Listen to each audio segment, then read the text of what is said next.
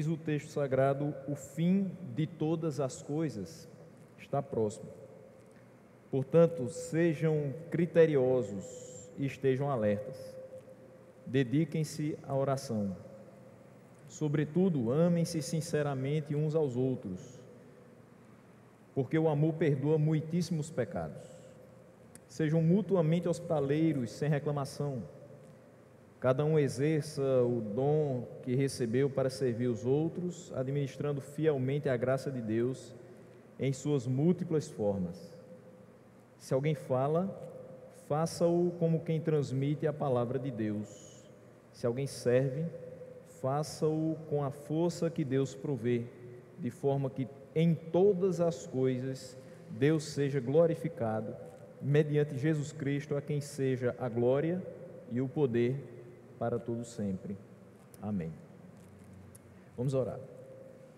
Senhor nosso Deus, nós te agradecemos por mais um domingo que o Senhor nos dá, de estar na tua casa, de poder meditar na tua palavra e relembrar algo tão maravilhoso, o amor com que fomos perdoados. Nos ajuda nessa meditação e faz o nosso coração sair daqui cheio e edificado com a tua palavra. Assim nós te oramos no nome de Jesus. Amém. Então hoje, meus irmãos, nós seguiremos meditando nas palavras de Deus por intermédio do apóstolo Pedro, que nos incentiva a viver para Deus no nosso tempo, no tempo que nos resta sobre a terra.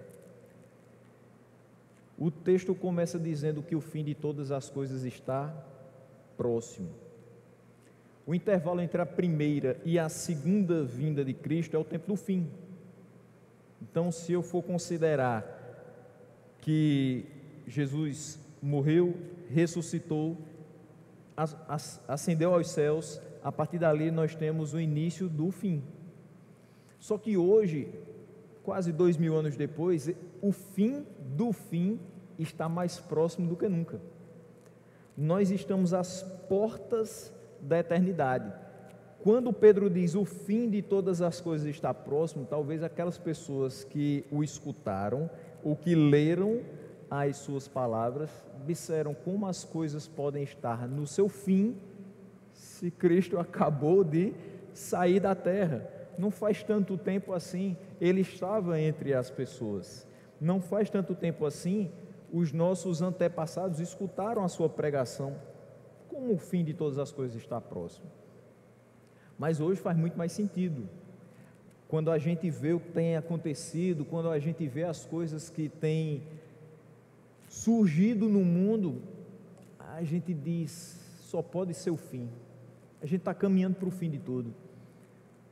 Mas perceba que observar isso naquela época poderia ser contraditório para alguns, mas o que Pedro está querendo dizer aqui, não só para os seus leitores, mas hoje nessa exposição, as palavras de Deus por intermédio de Pedro nos dizem o seguinte: o fim de tudo está próximo, portanto não vivam como se tivessem a eternidade na terra. Era essa a ideia que ele queria passar. Se você sabe que o fim de todas as coisas está próximo, não viva de todo jeito. Não viva como se a terra fosse sua casa, porque essa não é sua casa. Sua casa é no céu. Você é um cidadão dos céus, mas por ora você habita a terra. Viva como um cidadão dos céus, habitando a terra. Ou seja, ele puxa da gente a responsabilidade de viver como filhos de Deus, de não vivermos como pessoas indolentes, inconsequentes, que não pensam no que vai acontecer depois que tomarem determinadas atitudes. Viver para Deus em nossa era tão próxima assim da eternidade é não fazer com que o nosso coração planeje a longo prazo aqui. É perceber que se o fim está próximo, a motivação do meu coração não deve ser planos a longo prazo em um local do qual eu vou ser retirado daqui a pouco. Se você crê assim, que daqui a pouco você vai estar com o Senhor, por que se preparar para tanta coisa aqui e agora? Por que viver no imediatismo se nós temos toda uma eternidade com Ele? Por que querer o melhor aqui e agora se nós estamos caminhando a passos largos para o que é incomparavelmente melhor? Quando nós fazemos uma viagem, quando vamos fazer uma viagem ou quando vamos nos mudar, o pensamento ansioso nos leva a imaginar como vão ser as coisas no novo destino ou na nova moradia. Você pensa no futuro, você não pensa em aproveitar os últimos minutos naquele local. Se você vai viajar na semana que vem, você já está arrumando suas malas, já hoje. Quando você vai se mudar de uma casa, você começa a empacotar tudo um mês antes para não ficar de última hora. Você está projetando sempre no futuro, nunca dizendo, eu vou aproveitar o último mês nessa casa, porque eu fui tão feliz aqui. Se você está se mudando é porque você não foi tão feliz nela. Se fosse tão boa, você permanecia. Mas você precisa se mudar. Se a terra fosse tão boa, a gente viveria a eternidade aqui. Mas a gente não quer ficar eternamente num local onde existe tristeza, existe choro, existe sofrimento. E esse povo aqui sabia o que era sofrimento. Nós, em certa medida, sabemos o que é sofrimento. Não igual a eles, mas sabemos. E a expectativa é sempre no que virá, não no que estamos deixando. Por isso eu pergunto, por que não acontece na nossa mente a mesma coisa quando a gente fala sobre o pós-morte? Por que a gente não tem a mesma expectativa para o que vai acontecer depois que a gente se for dessa terra? A gente sempre projeta para o futuro quando vai para um novo destino, para uma nova casa, quando a gente tem um novo emprego, mas a gente nunca pensa nisso a respeito da vida que a gente vai ter com o Senhor por toda a eternidade. Eu sei que você não quer morrer agora. Eu sei que existem algumas coisas que nos prendem aqui, algumas coisas muito fortes que nos prendem aqui. Seja o seu emprego que você acabou de começar, depois de um bom tempo desempregado, seja a sua casa que acabou de ser construída depois de anos e anos de aluguel, seja a sua família, cujos membros mais experientes ainda estão vivos, e você quer desfrutar da companhia deles por mais alguns anos. Mas por que nós não nos alegramos com o que Deus nos deu aqui na terra e ao mesmo tempo ansiamos pelo que Ele vai nos proporcionar no céu? Por que a gente pensa tanto aqui? Por que a gente é tão preso a essa vida? O crente, com certeza da salvação, ele sabe que para si está reservado o que nem olhos viram, nem ouvidos ouviram e nunca penetrou a mente humana. Será que aqui na terra tem tanta coisa boa que a gente deixe para trás o que é melhor? A gente se contenta com o que é agradável e não com o que é extraordinário? Viver para Deus hoje, que o fim de todas as coisas está próximo, é saber que está muito perto o momento de voltar para casa e de encontrar com o nosso Pai. Portanto, é preciso ser criterioso e estar alerta, como diz Pedro aqui no finalzinho do versículo 7. Portanto, sejam criteriosos e estejam alertas. O cristão precisa estar sempre pensando, raciocinando acerca da eternidade. Todos os dias a gente deve fazer esse exercício. Como é que vai ser depois que eu sair daqui? Não é que você vai ficar o tempo todo pensando na sua morte, mas você vai pensar no que vai acontecer depois dela. Você não vai precisar fazer o seu testamento hoje, pensar nas coisas que vão acontecer depois que você morrer, porque depois que você morrer, pode ter certeza, ninguém lembra. Às vezes antes mesmo que desça a sepultura, todo mundo já está querendo dividir o que ficou. Que bom que não fique quase nada, porque aí a briga é pequena. Mas às vezes a gente percebe que aqueles que deixam muita coisa para trás, também deixam grandes disputas, até judiciais, para que tudo seja resolvido. Não vamos pensar nisso, mas vamos pensar no que vai acontecer de muito mais glorioso depois que a gente sair dessa terra.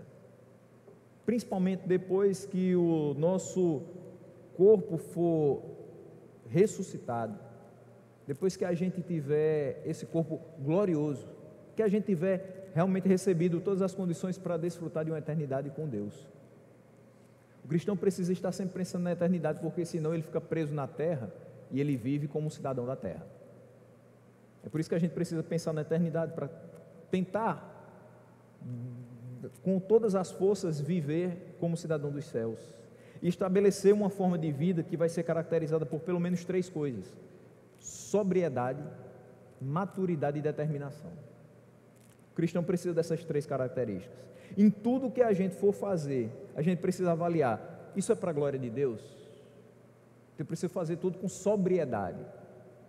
Sobriedade é o estado de estar sóbrio. O homem que é sóbrio é o contrário do homem que é ébrio. Se alguma vez na vida você se utilizou de bebidas alcoólicas, você sabe a diferença de uma coisa e outra. O ébrio, ele se embriaga, ele perde os sentidos, ele perde o direcionamento. Às vezes ele não sabe nem quem é e nem onde está. Ele precisa que outra pessoa o guie. Nós não podemos ser assim, apesar de que nós temos quem nos guia, mas quem nos guia está dentro de nós e nos ajuda nessa condução, que é o Espírito Santo. Mas não é outra pessoa fora de nós que precisa pegar na nossa mão e dizer assim: olha, sua casa é ali, siga em direção reta e você vai chegar na sua casa. Dentro de nós habita quem nos diz exatamente onde é a nossa casa, exatamente quem nós somos e o que precisamos fazer. Fazer as coisas com sobriedade é pensar exatamente no que eu preciso fazer para agradar a Deus e não me lançar desgovernado em direção ao que atrai os meus olhos. Olhar assim e dizer: isso é muito bom, eu acho que eu vou lá, isso aqui é maravilhoso, eu vou direto para isso aqui, sem pensar no que vai acontecer depois, sem pensar se Deus vai se agradar ou não. E nós não devemos agir como meninos inquietos que tomam decisões sem refletir. Acontece uma coisa, a pessoa diz: eu vou fazer isso, nem parou para pensar, aí dá outra cabeçada, aí tenta corrigir o segundo erro com o terceiro erro, aí daqui a pouco se vê numa bola de neve, não sabe como sair. Inquieto, não reflete, não pensa, não senta, não tem equilíbrio nas coisas, não tem maturidade. A gente precisa ter calma e equilíbrio para saber o modo como se conduzir nas mais variadas situações, até porque nós não andamos aqui simplesmente como o CPF que nós representamos, nós andamos aqui representando o Rei dos Reis e o Senhor dos Senhores. A gente precisa saber como andar. Em vez de sermos inconstantes, uma hora ativos, assíduos na obra do Senhor, outra hora desanimados, relapsos no serviço, nós precisamos ser determinados em fazer tudo o que nos ordena a sua palavra. Eu sei que nessa época a gente teve a desculpa perfeita. 2020, 21, já um pedacinho de 22. Eu não estou trabalhando na igreja por conta da pandemia. Eu não estou podendo visitar os meus irmãos por conta da pandemia. Eu deixei de ir naquele horário para a igreja, porque você sabe, estamos numa pandemia. Eu tenho que escolher os horários, não posso estar todo momento, é muito risco. De fato é muito risco passar tempo sem Deus, passar tempo sem pensar na eternidade. Passar tempo sem meditar na palavra é um risco enorme que você corre, se não prestar atenção no que precisa fazer para agradar a Deus. Seja criterioso, esteja alerta e dedique-se à oração. Quando Pedro acrescenta a oração, ele realça um exercício especialmente necessário, que nós devemos nos ocupar de modo bem particular, porque toda a força que nós precisamos para viver dessa maneira criteriosa e alerta só vem do Senhor. Eu não consigo acordar de manhã e dizer assim: a partir de hoje eu vou meditar na palavra de Deus 1 hora antes de sair de casa. E olha que eu acordo bem antes de sair de casa. Eu poderia tirar 1 hora para meditar na palavra? Poderia. Mas eu me ocupo de várias outras coisas. Sabe que são coisas simples e pequenas que nos ajudariam a servir melhor o Senhor? Amanhã eu vou trabalhar às 7 horas da manhã. Hoje à noite eu posso chegar da igreja, jantar e organizar minha mochila. Deixar tudo pronto. Nada que me impeça de amanhã, ao acordar, não ir arrumar o material do trabalho, mas gastar um tempo de oração. Eu posso simplesmente deixar os elementos do meu café da manhã já prontos, para que eu tenha um tempinho de ler uma porção da palavra. Mas sabe quantas vezes a gente faz isso? Quase nunca. Sabe quantas vezes a gente começa o dia já estressado, porque está atrasado para o trabalho, porque alguém deu uma fechada no trânsito, falta 5 minutos, vai tocar a sirene, eu preciso entrar no meu trabalho, eu preciso bater o meu cartão. Todo dia a gente faz isso e a gente não pensa. É tão fácil, é só me organizar. Não, mas eu não tenho tempo, eu vivo corrido, a adversidade do dia a dia, desculpa, a gente tem.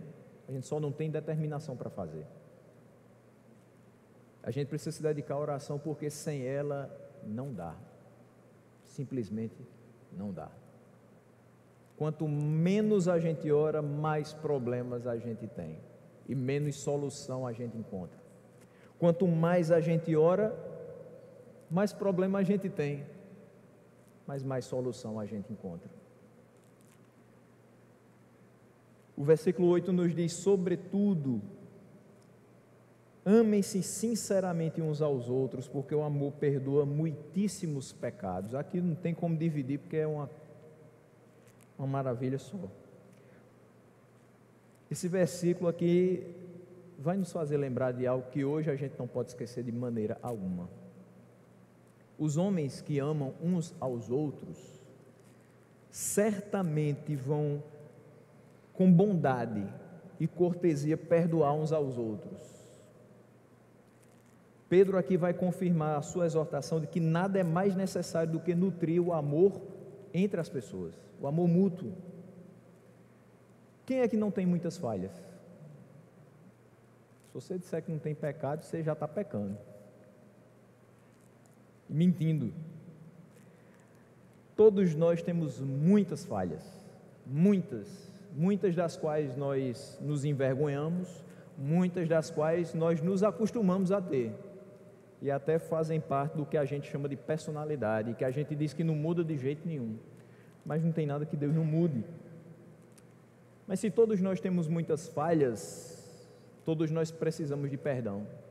Falhamos com alguém, falhamos com nós mesmos e falhamos com o nosso Deus. Todos nós precisamos ser perdoados. Não há ninguém que não deseje ser perdoado, mas a gente precisa ser perdoado pelo amor, porque o amor não guarda registro de erros.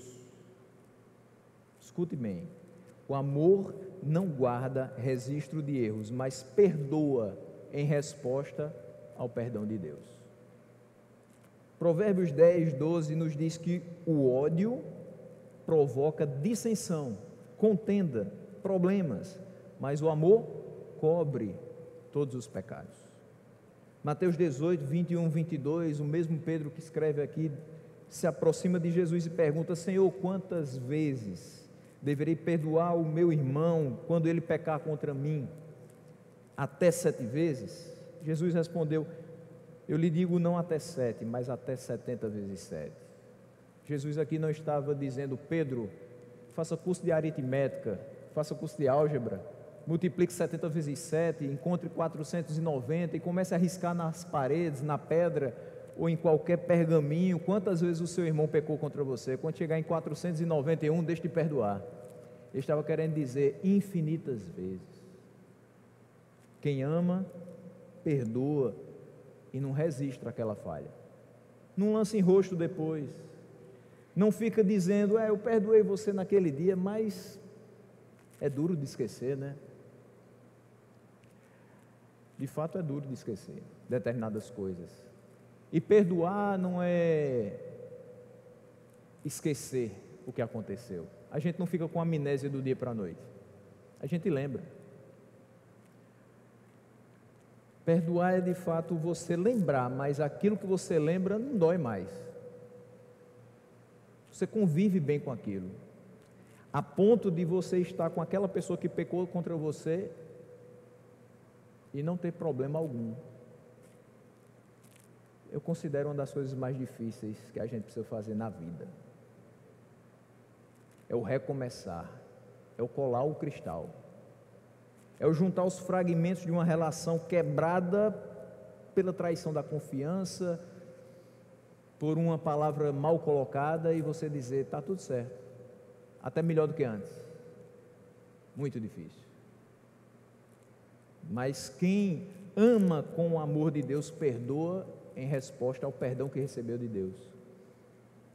Mas eu quero ressaltar aqui apenas uma coisa. O texto fala que o amor cobre pecados. Provavelmente sua versão diz, não muitíssimos pecados, mas uma multidão de pecados. A gente não pode ler e confundir que o amor encobre pecados. Tem uma diferença gigantesca entre cobrir pecados e encobrir pecados. O amor de Deus por nós não encobriu as nossas falhas. Ele nos amou sendo nós ainda pecadores. Ele sabe que a gente vai errar todos os dias, às vezes muito feio, mas o maravilhoso é que o sangue do seu Filho não nos deixa ser mais condenados, mesmo errando feio,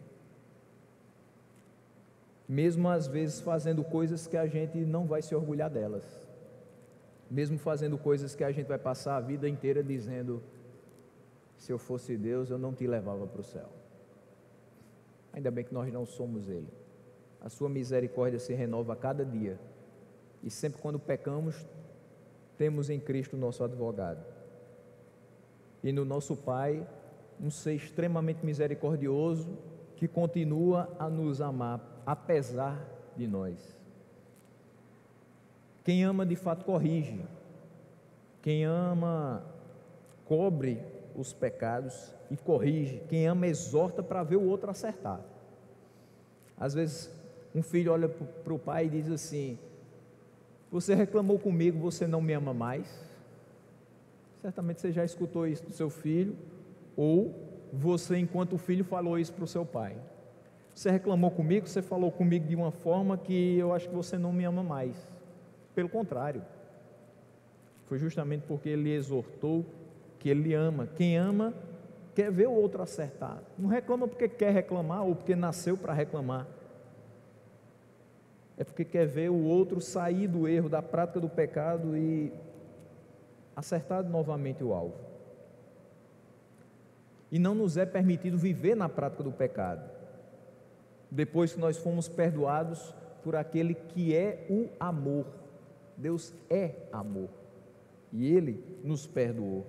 Esse amor mais sublime, que é o amor de Deus por nós, foi expresso na cruz do Calvário. O unigênito Filho de Deus sangrou em nosso favor e ressurgiu vencendo a morte e nos dando vida, perdoando os nossos pecados, cobrindo os nossos pecados e satisfazendo a justiça de Deus Pai. Não há mais condenação para os que estão escondidos na cruz de Cristo. Não há mais condenação, porque os nossos pecados foram de fato lançados no mar do esquecimento, por conta do amor de Deus expresso em Cristo. Se nós amamos sinceramente os nossos irmãos, como Pedro diz que nós precisamos fazer, nós não vamos guardar o registro dos seus erros, mas vamos perdoar em resposta ao perdão que nós recebemos de Deus. Lembre-se então, num pequeno parênteses, que Páscoa não é simplesmente o que nós escutamos. Várias palavras são lançadas todos os dias de abril ou final de março, dependendo de onde se encaixou o feriado de fevereiro.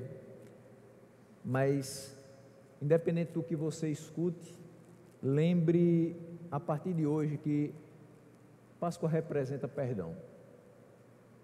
Perdão por conta de um amor muito grande. Um amor que a gente naturalmente não consegue nutrir por qualquer pessoa. Mas se a gente tem como base o amor que nos perdoou, nós vamos amar totalmente diferente às outras pessoas. Nós vamos conseguir perdoar as outras pessoas, porque nós fomos perdoados. Um coração livre ama, e quem ama, de fato perdoa. Pedro continua nos ensinando a viver para Deus no nosso tempo, dizendo que nós precisamos ser mutuamente hospitaleiros e sem reclamação. Acho que não tem uma coisa mais constrangedora que você chegar na casa de uma pessoa e perceber que você não é bem recebido, ou que você está sendo incômodo para ela. Normalmente, quando eu visito alguém, eu faço tudo para não ser inconveniente, para não ser incômodo para aquela pessoa. E minhas visitas, geralmente, na minha cabeça, quando eu saio de casa, eu digo, eu vou passar meia hora, porque eu sei que as pessoas têm coisas para fazer. Mas eu acho que algumas pessoas aqui da igreja já sabem que minha visita dura um pouco mais, né, Felipe? Dura quase 3 horas, porque a gente começa a conversar, cafezinho vai, cafezinho vem, e uma conversa puxa a outra, e a gente vai lembrando de coisas boas da palavra de Deus, e quem fala da palavra de Deus, passa a vida toda falando. E é maravilhoso quando a gente sente a hospitalidade, sem reclamação. Quando a gente sente, hoje eu demorei, mas eu saí com a sensação de que eu posso voltar.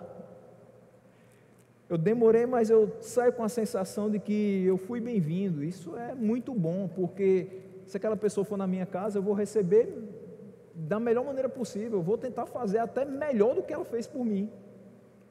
Dificilmente eu vou conseguir, mas eu vou tentar. Na última semana, eu particularmente tive um desses momentos, e como eu fiquei feliz. Eu tenho acho que mais da metade da minha família hoje está abrigada no Cerrado, lá em Brasília, e eu encarei até o sangramento de nariz para poder visitá-los. Toda vez que eu vou para Brasília, o meu nariz sangra facilmente, mas é de família, o deles também.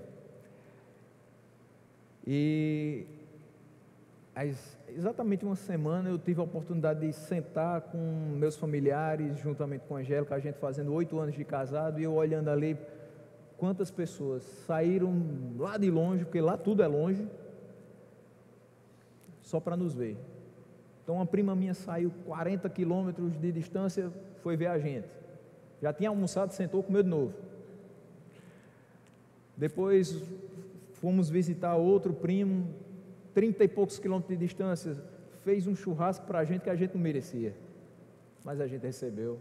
E como foi bom conversar ali, ele é pastor também, a gente conversando, ele sobre a congregação dele, eu conversando aqui, dizendo quanta saudade eu estava dos irmãos, e como eu queria estar aqui domingo passado, porque seria o primeiro culto em 2 anos e 1 mês que a gente ia se ver de verdade.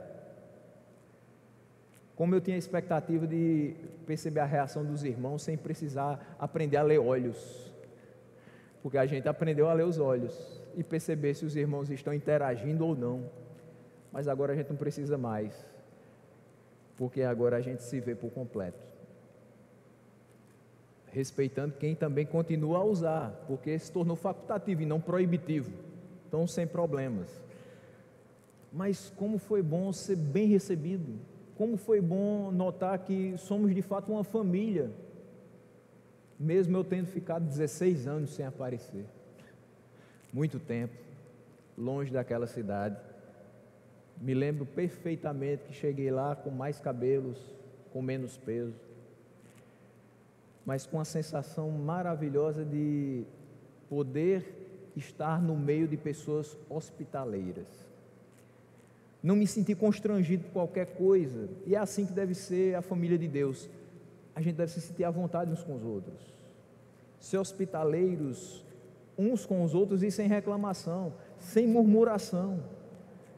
A hospitalidade na igreja primitiva era absolutamente vital, em pelo menos 2 aspectos, tanto na vida comunitária quanto na missão da igreja.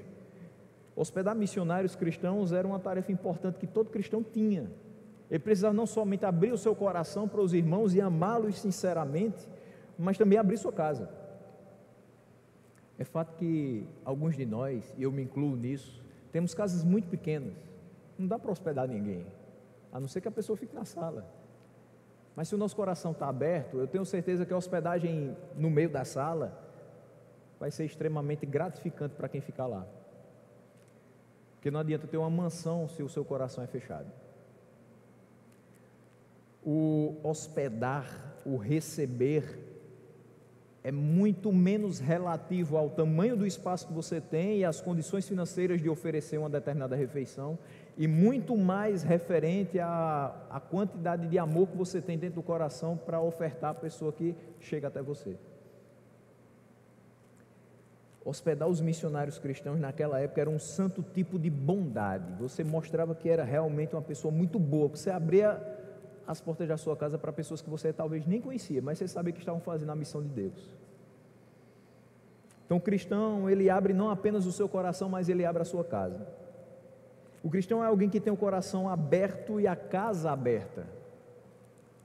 Como vai ser maravilhoso quando a gente puder novamente abrir as casas para que cultos sejam feitos, receber as pessoas, receber aqueles que não conhecem a Deus, proclamar a palavra dentro da nossa casa e perceber o quanto Deus vai fazer através de nós naqueles momentos.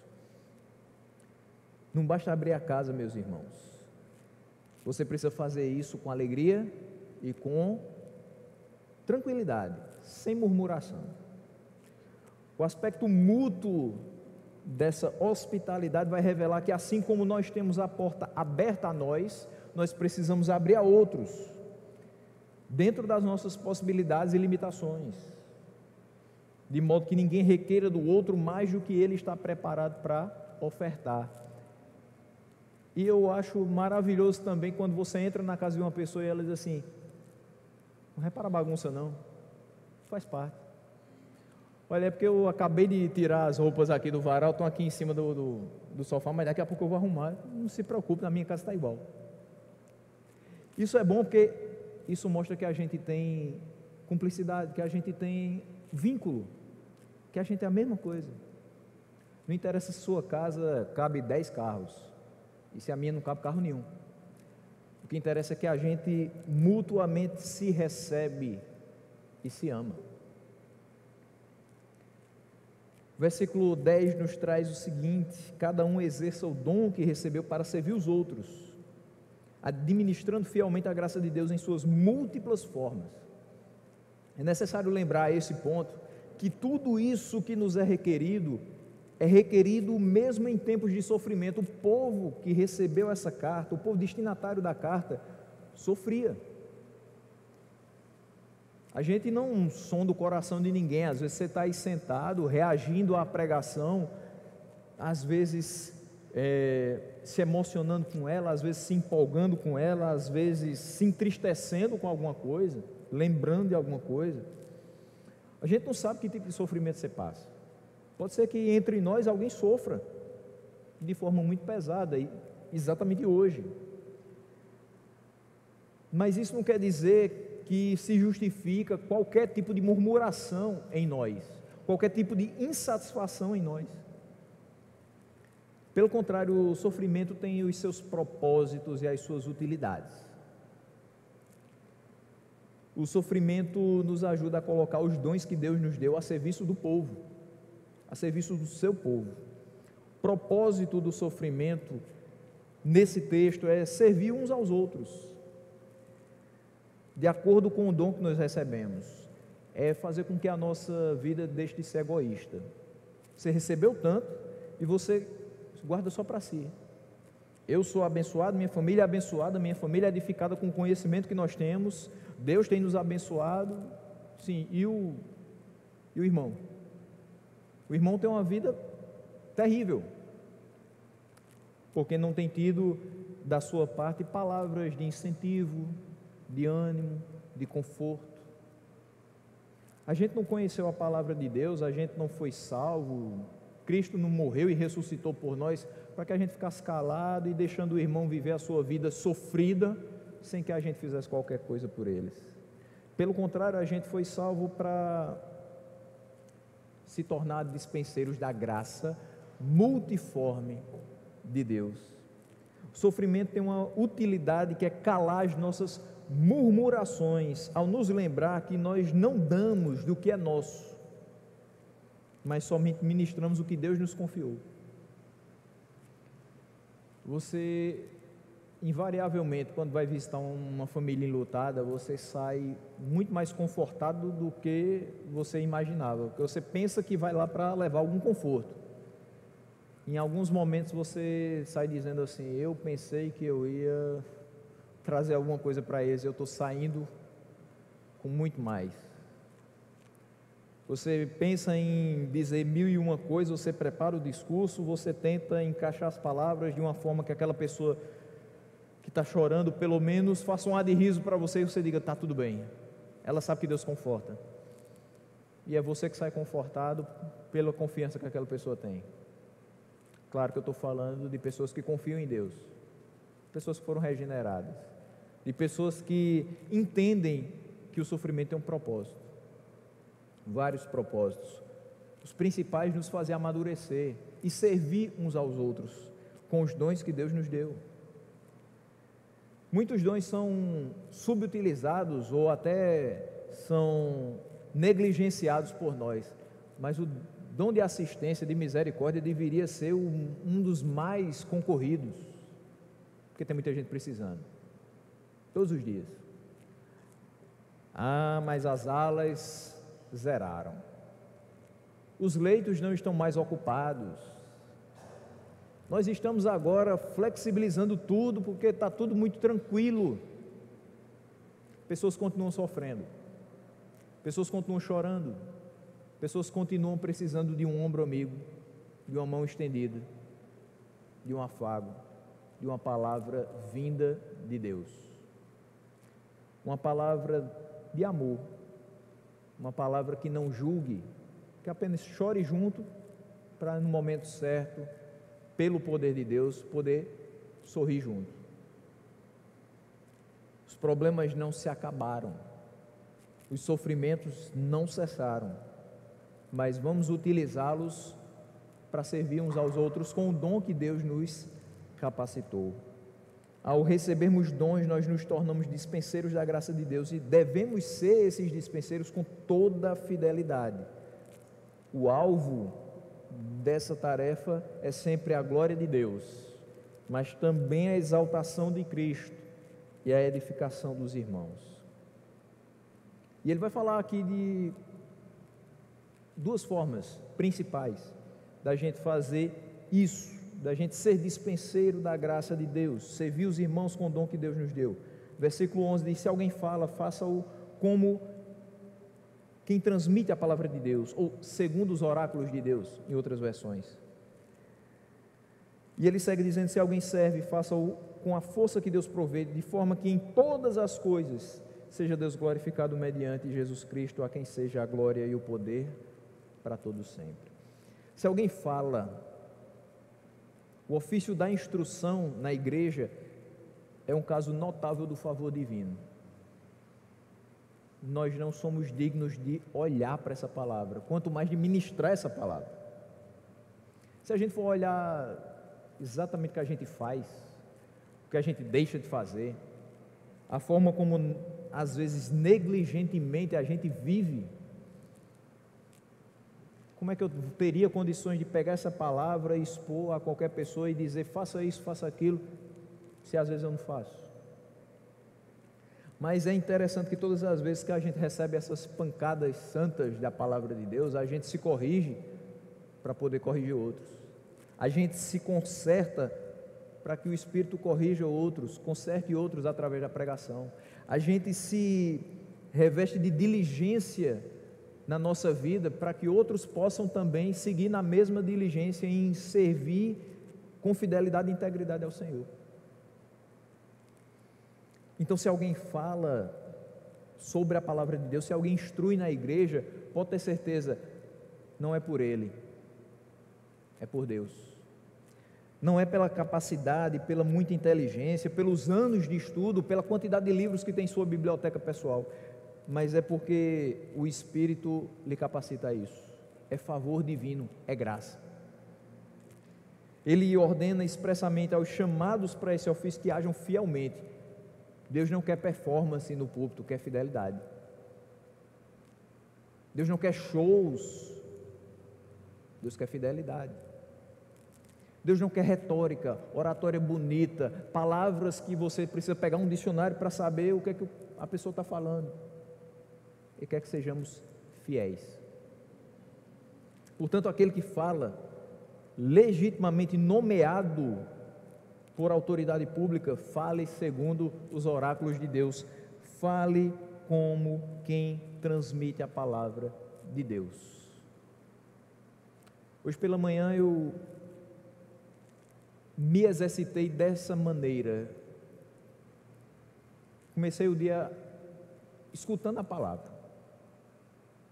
Às vezes a gente se prepara tanto para pregar e a gente meio que durante a semana não percebe, eu preciso escutar outras pessoas falando. A gente fica ali, bom, o pastor Ronto falou comigo na terça-feira, dá para pregar domingo? Vamos. Aí você fica, eita, tem que pegar o texto, vou pegar tal comentário amanhã, vou ler assim, vou meditar tantas vezes, e você prepara um cronograma de elaboração do sermão, e parece que você fica tão ali naqueles materiais que você esquece de dizer, eu preciso parar um pouquinho e escutar alguma coisa, eu preciso escutar da boca de outras pessoas, o mesmo texto ou outro texto, eu preciso me alimentar.